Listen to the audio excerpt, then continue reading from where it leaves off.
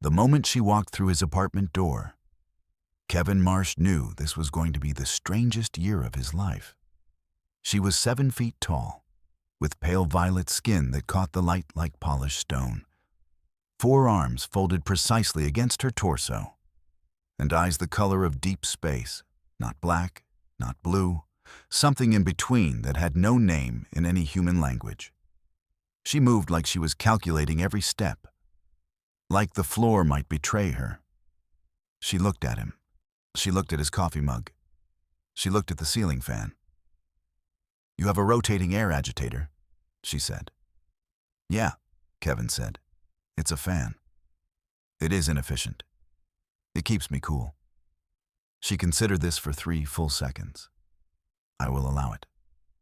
Her name was Zara Vell, a designation assigned for human phonetic comfort because her actual name required a frequency range that no human throat could produce without rupturing something. She was a Vial, one of roughly 400 exchange program participants distributed across major American cities as part of the Interstellar Coexistence Initiative, which had been running for 2 years now with cautious optimism and absolutely catastrophic results in terms of human-alien shared housing compatibility. Kevin had signed up because his rent was astronomical and the program paid the difference. He had not signed up because he understood Vial culture or biology or anything about them beyond what he'd seen on the government pamphlet, which was aggressively vague. He showed her the apartment. She approved of the kitchen with the kind of detached professionalism a general might use to inspect a mediocre outpost. She disapproved of the bathroom's single cleansing chamber.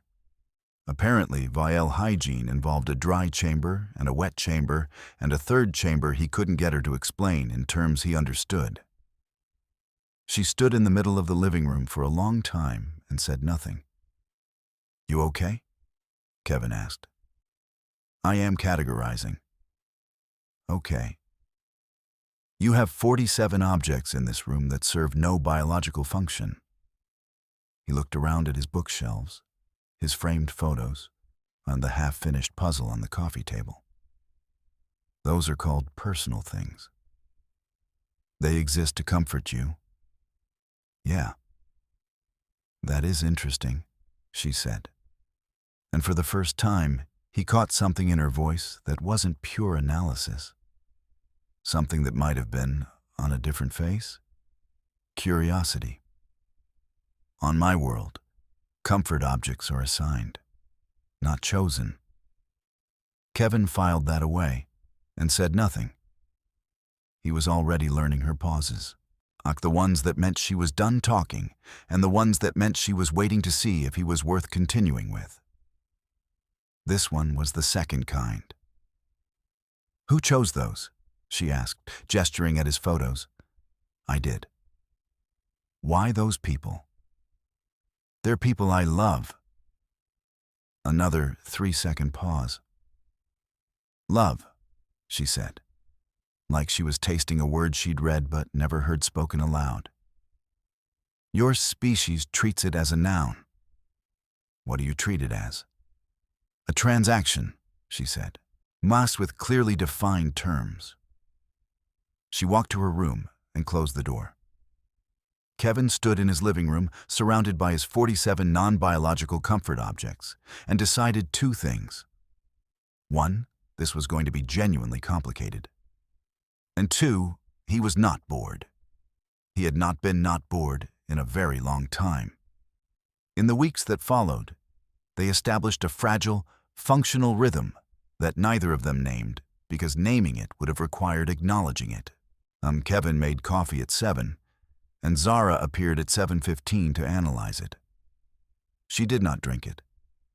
She studied its vapor patterns and once asked him to describe what warmth felt like in the throat. And when he did, she listened with the focused intensity of someone memorizing a map. She worked remotely, something involving data architecture for an off-world relay network. And she worked at a standing desk she'd assembled from components she brought in a case the size of a refrigerator. Kevin worked from home too, contract software development, and they spent entire mornings in companionable parallel silence. that neither of them addressed. He learned things. Vielle didn't sleep the way humans did. They entered a low processing state for 90 minutes every 14 hours, which meant he occasionally found her standing perfectly still in the kitchen at 3 in the morning, like a very tall, very purple coat rack. He learned not to touch her without warning, not because she flinched, but because she didn't. She simply stopped, all 4 arms going quiet, and stared at the point of contact with an expression he couldn't read, but felt in his gut. Was significant in a way that scared him a little. He learned that she found human laughter confusing and human crying baffling and human anger understandable in theory, but mystifying in execution. He learned that she had opinions, fierce, precise, the unapologetically stated opinions about everything from urban transit planning to the structural integrity of his bookshelves to the particular way morning light behaved in the kitchen between 8 and 8:40. She learned things too. He caught her reading his books when she thought he wasn't looking, not scanning them, reading them slowly, with the kind of attention she normally reserved for technical data. She never mentioned it. He never mentioned it. But one evening, he came home to find her standing in front of his shelf with a novel open in her lower left hand. And she didn't put it down when he walked in, and he counted that as something. The trouble started on a Tuesday. He came back from a grocery run to find her standing in the middle of the living room, in the particular posture she used when she was about to say something she had been structuring for a long time. "I need to discuss something with you," she said, and Kevin put the bags down. "Okay. It concerns my biological cycle." "Okay. I am approaching my resonance period," she said. "It occurs every 4 of your years. It is involuntary. It lasts approximately 3 of your weeks." Kevin waited. "During this period," she said, "the Vielle biological imperative becomes highly active." "What does that mean?" "It means," she said, with the flat precision of someone reading from a document, "that my body will prioritize pair bonding above most other functions. My cognitive processing will be affected.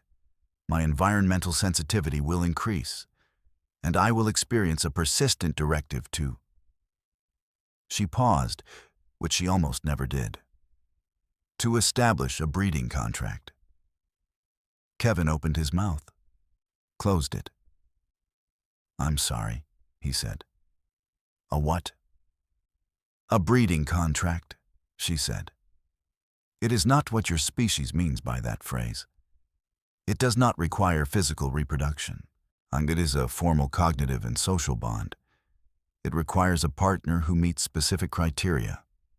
The partner agrees to a defined role. The contract is declared, the period ends. Both parties resume normal function." "Okay," Kevin said very carefully. "And you're telling me this because—" "Because," she said. And for the first time in weeks, she looked not at him, but slightly past him. "You meet the criteria." The grocery bags sat on the floor between them, and the ceiling fan rotated inefficiently overhead. Kevin Marsh, contract software developer, accidental alien roommate, person who had not been not bored in years, looked at the 7-foot violet woman who had been reading his books in secret and memorizing what warmth felt like in a human throat. "Tell me the criteria," he said. She told him. And the problem, the real problem, the one neither of them had language for yet, was that he already knew, before she finished the list, that this was not going to go the way she thought it would.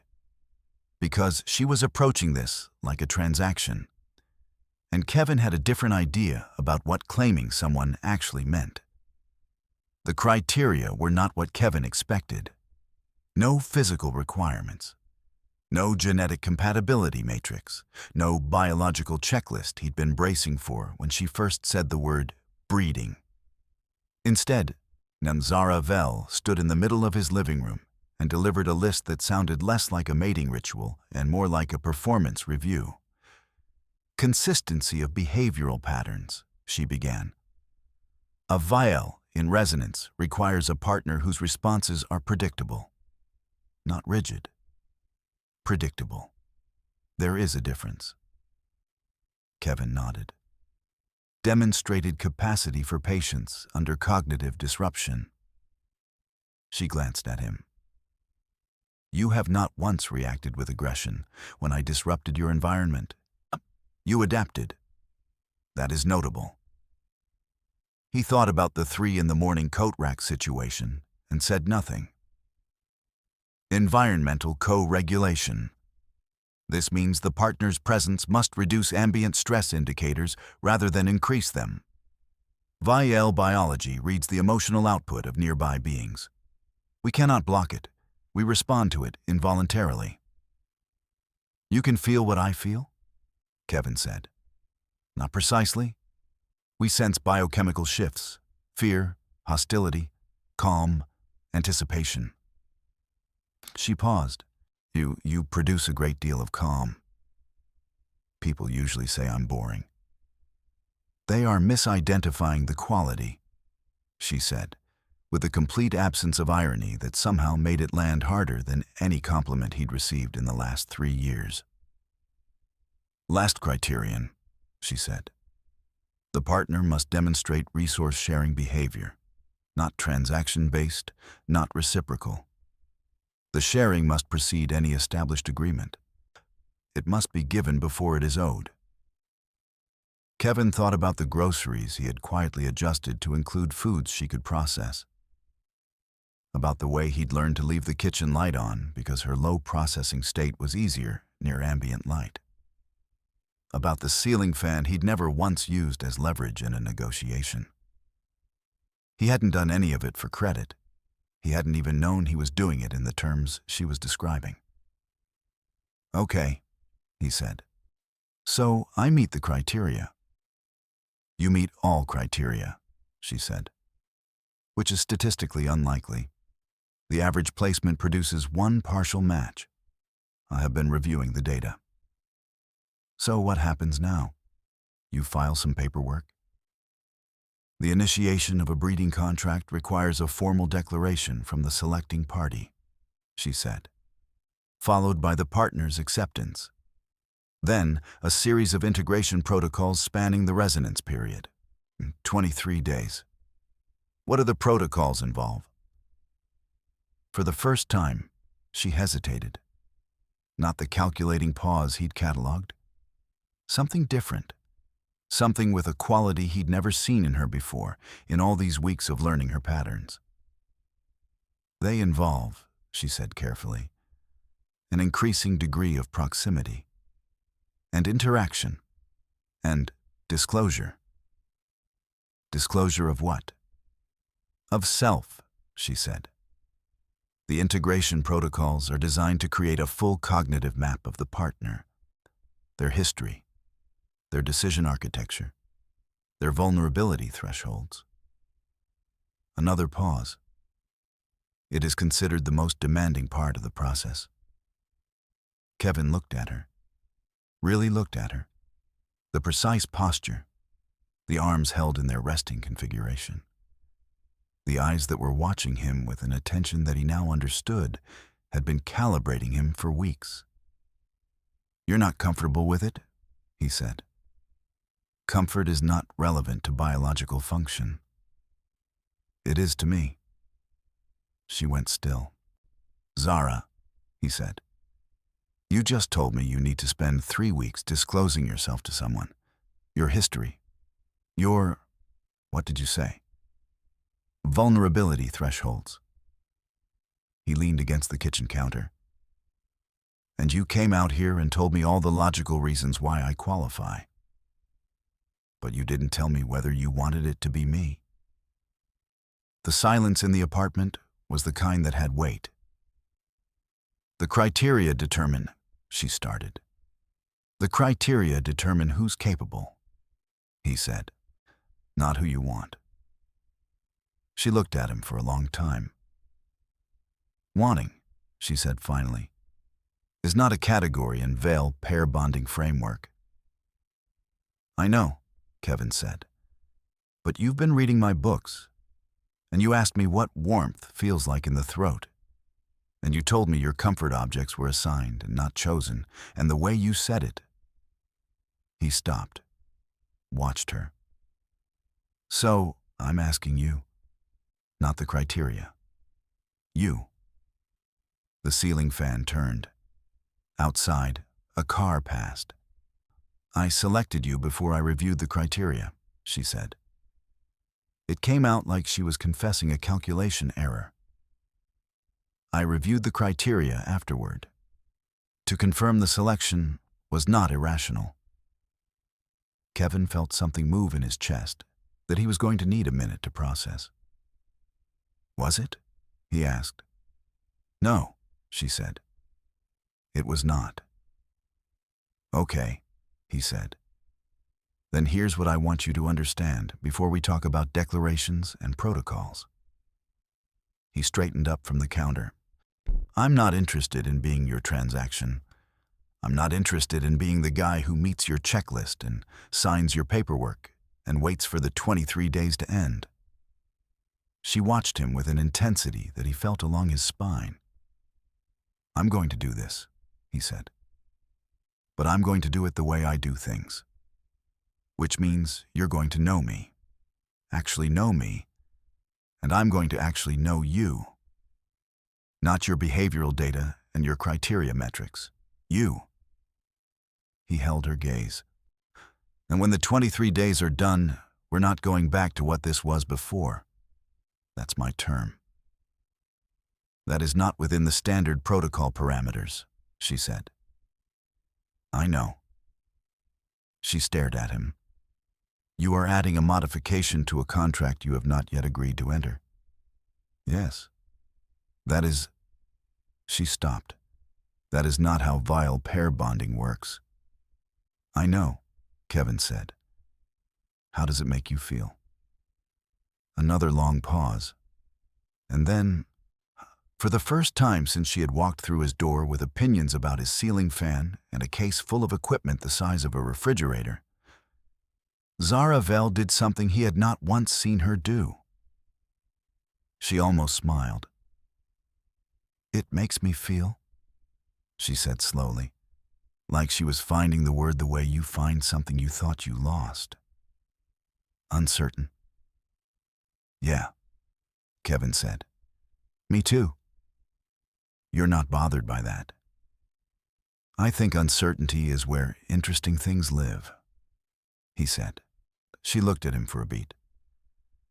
I am beginning to understand why you have 47 non-biological comfort objects, she said. The puzzle on the table is 48, if you count it. I do not count incomplete things. Then help me finish it, he said. She looked at the table. The 1,000-piece landscape spread half-assembled across the surface, abandoned for 2 weeks. She walked to the table. She sat, and then with the careful precision of someone learning a new kind of data architecture, she picked up a piece. The first protocol, Kevin decided, had already started, and it had nothing to do with vile paperwork. The puzzle took 4 days. Not because it was particularly hard, but because they kept stopping. Zara would hold a piece for a long moment, studying the color gradients with the same focus she gave technical schematics, and then ask a question that had nothing to do with the puzzle. Why did this artist choose to paint a field rather than a structure? What was the function of the lone tree in the composition? What did the word pastoral actually mean to a person who had grown up without land? Kevin answered all of them, and then he started asking his own. What was Vael architecture like? Did they have art or only function? What did she miss, if she missed anything, about home? She answered his questions with a carefulness that told him she wasn't used to being asked. That people usually wanted data from her, not experience. On day 3, she told him about Vel's station, the orbital platform where she'd been raised. The way the light came through the observation panels in a spectrum humans couldn't fully see. The way her mother, not mother, she corrected herself, of the biological contributor to her developmental sequence, had been a mapping specialist who treated emotion as a navigational error. Kevin did not say he was sorry. He learned that she didn't want sorry. She wanted acknowledgement, recognition that a thing had happened and had weight. That must have made it very hard to know what to do with things that felt important, he said. She looked at him across the half-finished puzzle. Yes, she said. It did. It was the most unguarded sentence she'd spoken since she arrived. On day 4, they placed the last piece, the lone tree. Zara pressed it into position with one careful fingertip, and then looked at the completed image for a long time. The tree functions as an anchor, she said. The eye returns to it regardless of where it wanders. That's what good anchors do, Kevin said. She looked at him then in the way she sometimes did. The way he'd started to recognize as the expression she made when she was categorizing something new and hadn't yet decided where it went. The formal declaration came on day 5. He was in the kitchen when she appeared in the doorway, forearms at rest, posture precise, and said in the specific cadence he'd learned meant she'd rehearsed the phrasing. Kevin Marsh, I am making a formal declaration of pair bond selection. Do you accept? Kevin turned from the stove, looked at her.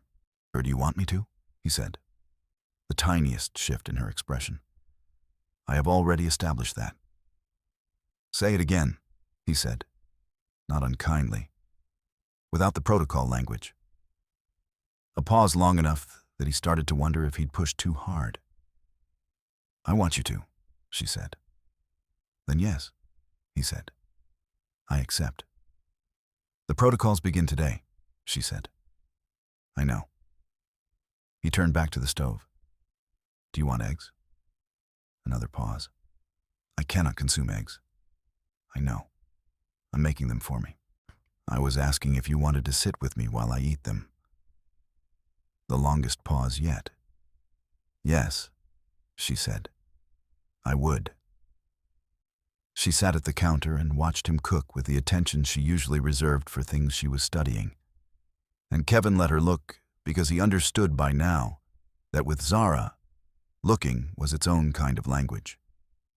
She was building her cognitive map, her full accounting of him, and he wasn't going to hide any corners of it.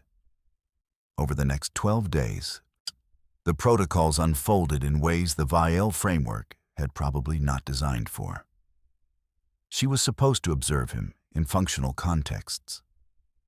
She ended up in the car with him on every errand, asking questions about every street and building and stranger they passed, building a data map of his world from the ground up. She was supposed to document his decision patterns. She ended up in an argument with him about city planning that lasted 2 hours and ended with both of them slightly out of breath, and Kevin realizing he hadn't argued with someone like that, someone who pushed back with actual rigor, in years. She was supposed to log his social behaviors.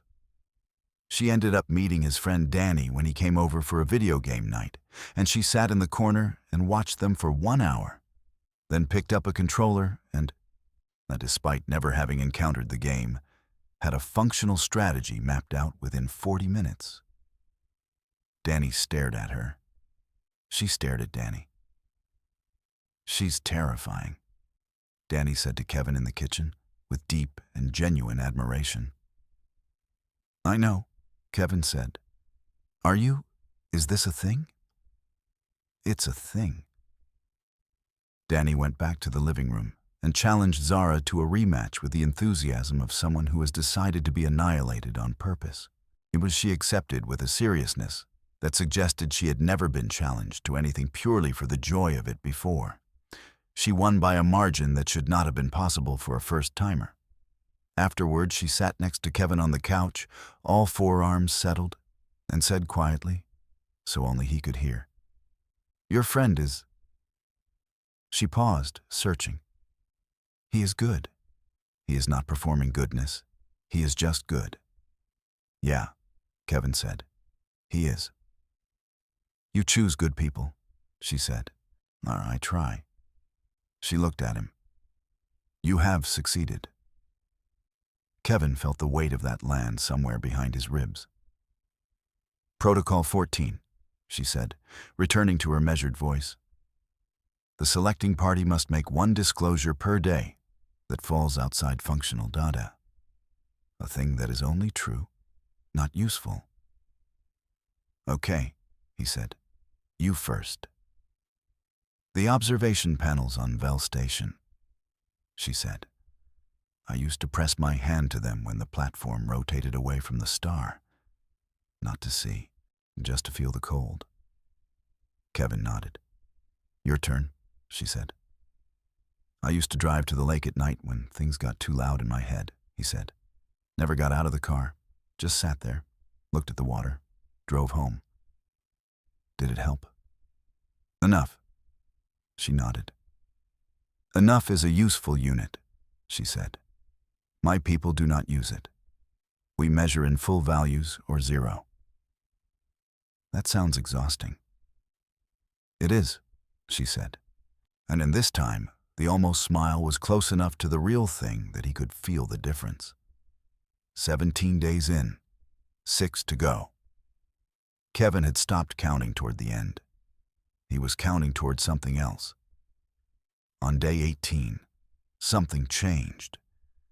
Kevin noticed it the way you notice a sound after it's been absent. Not when it starts, but when the silence that was normal suddenly isn't. Zara moved through the apartment with a quality that was different from her usual careful precision.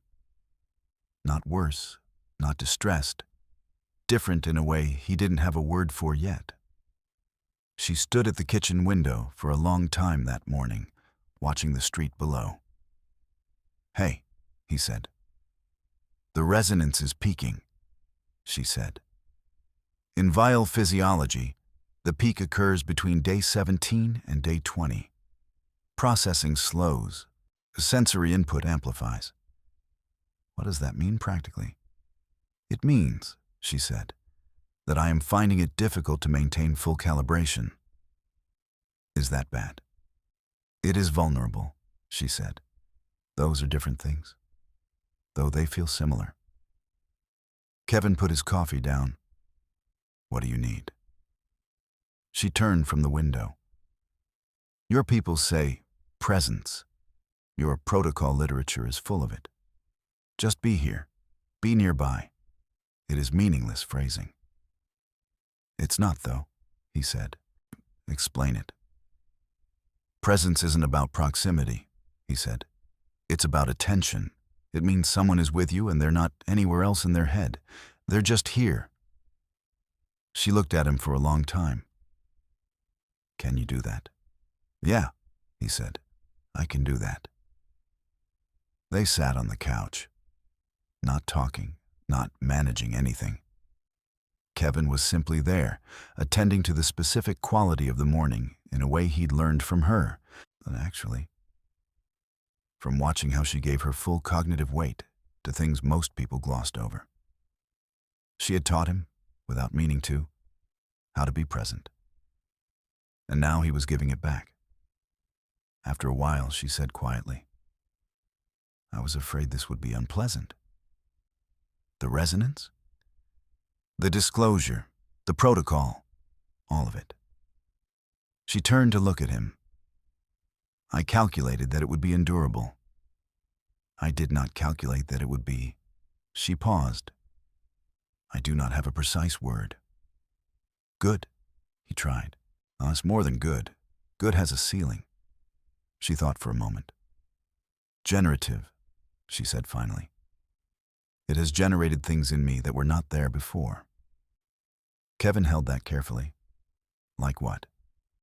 "Expectations," she said. "I did not previously have expectations of another being." Is that scary? Yes, she said without hesitation. And the honesty of it hit him the way honesty does when someone who has been careful their whole life decides to stop being careful just for a second. Me too, he said. She looked at him. You expected things from people before. And got disappointed, so I stopped. He looked out the window. And then I was safe and boring, and my life was very quiet. And now? And now, he said. My life has 48 comfort objects and an alien woman who beats my friends at video games and apparently feels warm when I'm calm. She was quiet for a moment. I do not feel warm, she said precisely. I register a reduction in ambient cortisol indicators and a corresponding increase in cognitive ease. That's what warm is, Kevin said. Another pause. Oh, she said. And she didn't move away. Day 19, she asked him the question she'd been structuring for a long time. When the 23 days end, she said, you specified that we would not return to what this was before. What did you mean? I meant what it sounds like. You wish to continue the bond beyond the protocol period. I wish to continue knowing you, he said. Yeah, that is not... She stopped. Started again. That is not typically how this works. The protocol fulfills the resonance imperative. The bond is dissolved afterward. Both parties return to independent function. I know. You are proposing a modification to a fundamental biological and social framework. I know. Why? She said. Kevin looked at her. Because the lone tree is an anchor, he said. The eye returns to it regardless of where it wanders. She stared at him. You used my words, she said. They were good words. The longest pause he had ever timed in all his weeks of learning her. This is not rational, she said. No, he agreed. All right, it isn't. It is, she searched. It is wanting, without guarantee of outcome. That's what wanting is, he said. That's the whole definition. Day 23 arrived. They both knew what it meant. Kevin woke on day 23 to the smell of coffee. He walked to the kitchen and found Zara standing at the counter, all four arms occupied. One monitoring the coffee maker, one holding his preferred mug, one with a tablet she'd stopped pretending wasn't showing his bookshelf catalog, and one simply at rest. The morning light was doing the thing it did between 8 and 8:40. She turned when he came in, held out the mug. He took it. You made coffee, he said. I observed the process adequately, she said. I replicated it.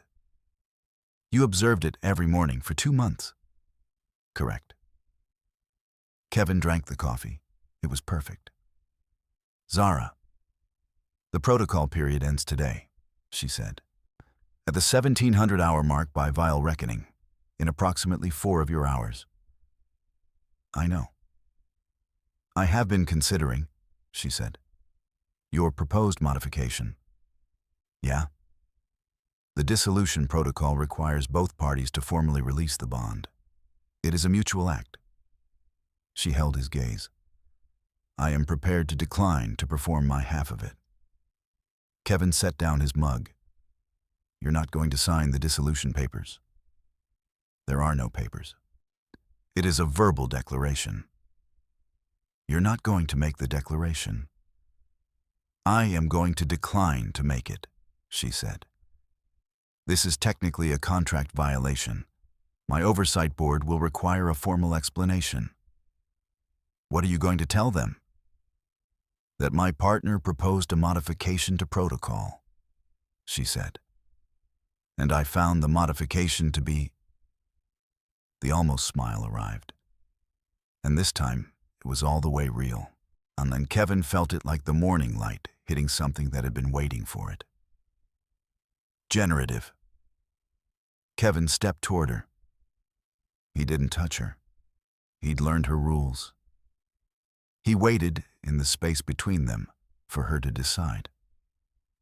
She lifted one hand, the upper left, the one he'd noticed she led with when she was doing something that mattered, and placed it, careful and deliberate, against his chest, feeling the warmth. "I have a question," she said. "You ask it.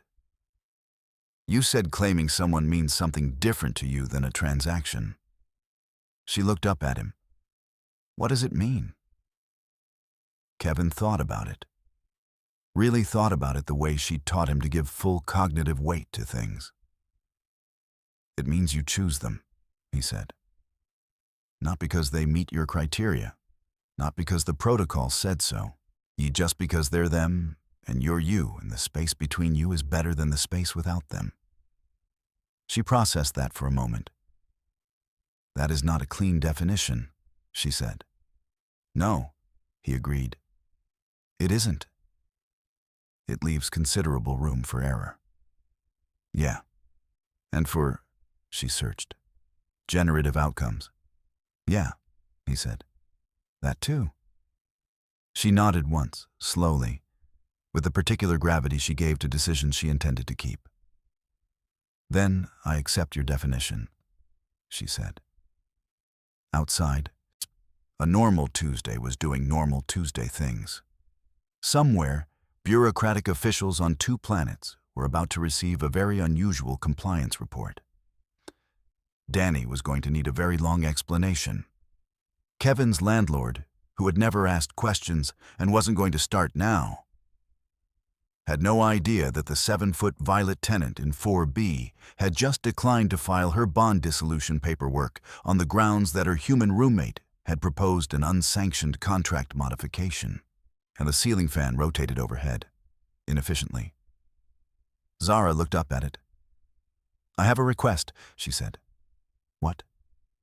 "The rotating air agitator," she said. "Teach me why it is preferable to engineered climate systems." Kevin smiled. "It's not," he said. "It just feels like home." She looked at the fan for a long moment. "I see," she said. And she didn't look away from it. But she moved a little closer to him.